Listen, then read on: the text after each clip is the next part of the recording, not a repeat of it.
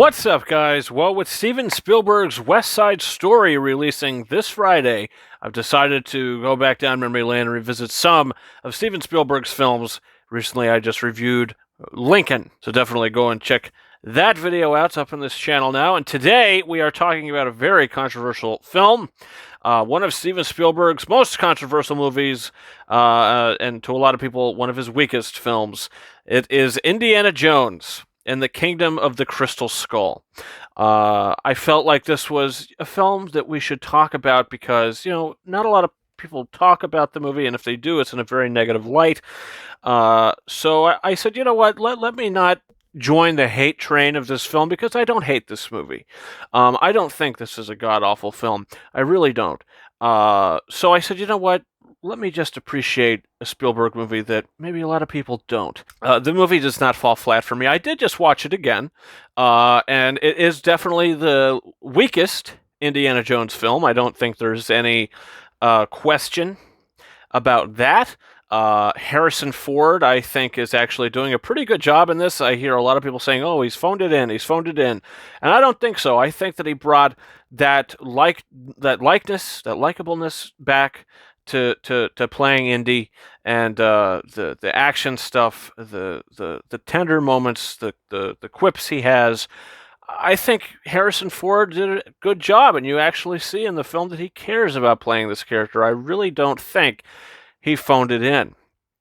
I think he gives a good performance in this movie compared to other films he's in that Harrison Ford just pops up for a paycheck. When he comes back to work with Steven Spielberg, you can tell that, he actually did try.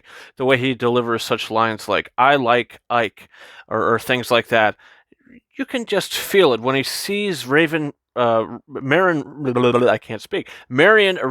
when he sees her again for the first time, being held captive as she's brought out. The giddiness to his performance and the joy when he sees her, and he walks her and he approaches her and he has no words. He's just giddy and smiling.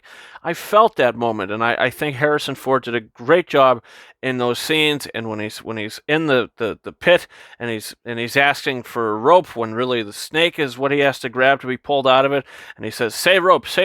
That stuff did work for me, and I thought it was pretty funny because it kept to his, hating snakes. I mean, was it a little random that there was a sand pit in the middle of the woods? Maybe not. I don't know.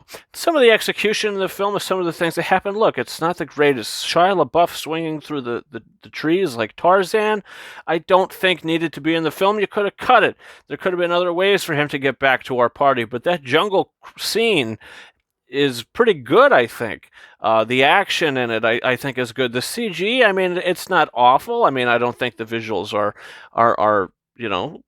excellent, but I think they're worthy visuals. I don't think the movie has bad effects. I just think it has passable effects. This movie doesn't, I mean, looking back on it, it didn't have to be the best Indiana Jones movie. It just had to be watchable for me. And it still is watchable. I could sit down. I think the first 15 minutes of the film are actually quite good.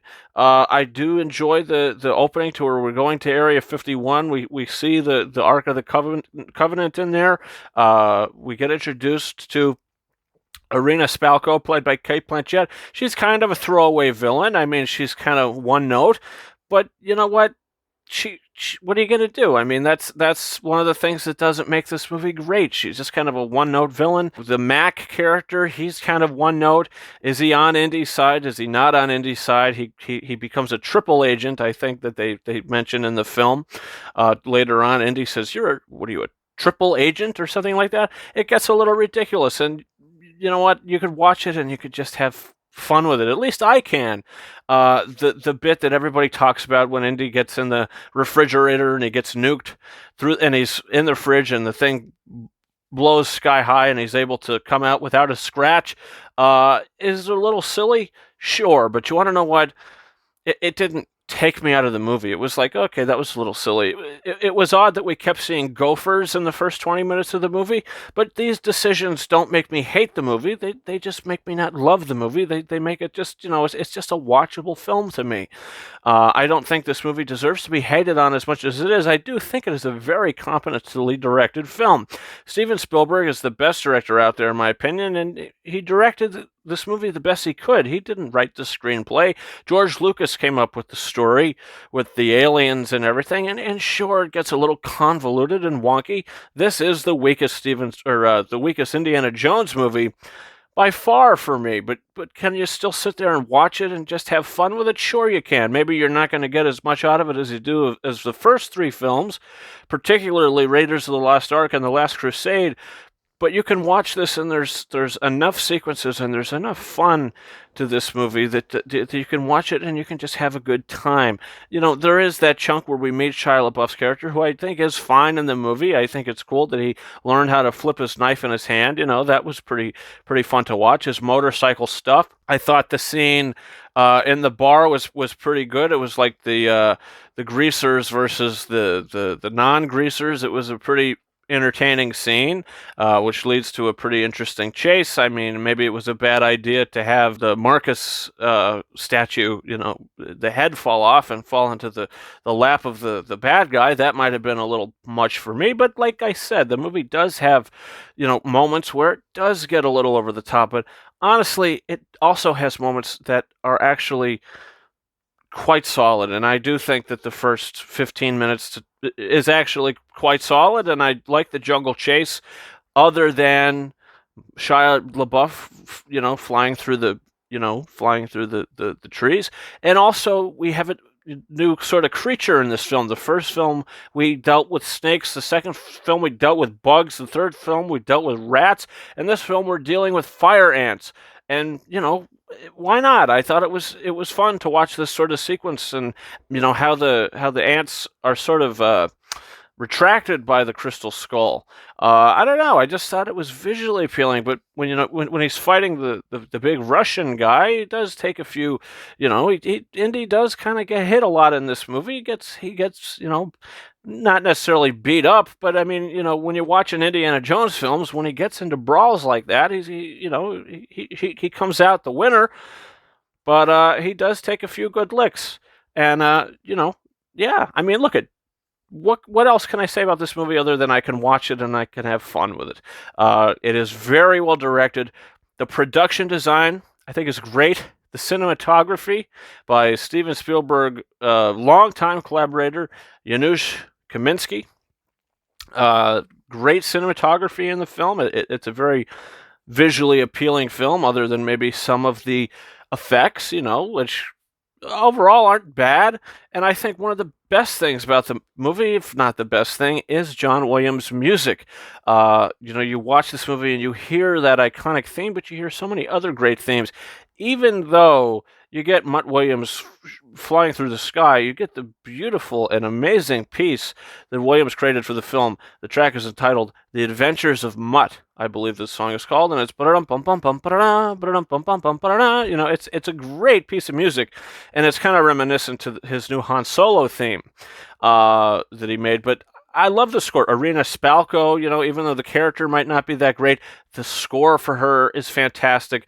The theme of the crystal, the call of the crystal. John Williams never has a bad score, and it's, you know, another great score of his in this film. Crazy thing is, he was nominated for the first three films for an Oscar for Best Score. Didn't get a nomination for this, but all the music is fantastic. I mean, John Williams is the best of his craft. Come on now. But yeah, Indiana Jones and the Kingdom of the Crystal Skull is a 3.5 out of 5-star movie for me. It's entertaining. It's fun. You got Harrison Ford, you got Indiana Jones, you got John Williams, you got Steven Spielberg, you got great production design. The biggest part of this movie that falters is the screenplay. The story by George Lucas and the screenplay by David Cope. The rest of it, you know, it's not as bad, and I think the movie had a little better story, a little better execution. Not really execution, but execution in the script. I think it definitely would have been a stronger movie. But hey, not the worst movie in the world. I can watch it. I can have fun with it. And yeah, Indiana Jones and the Kingdom of the Crystal Skull, 3.5. It's you know, it's okay, you know, for me. I'm not offended by this movie. I can watch it like I just did and just enjoy it for what it is, and not, you know, and realizing it's not great, but it's okay. And that's just my honest opinion on it. Guys, comment your thoughts down below. What do you think about Indiana Jones and the Kingdom of the Crystal Skull? Comment down below. Also, don't forget to hit that subscribe button. You could also follow me on Twitter at RyanKing72 and on Instagram at KingerRises131. More and all that down in the description of this video. And guys, that's about it for me. Thank you so much for watching my review for Indiana Jones and the Kingdom of the Crystal Skull. And until next time, over and out.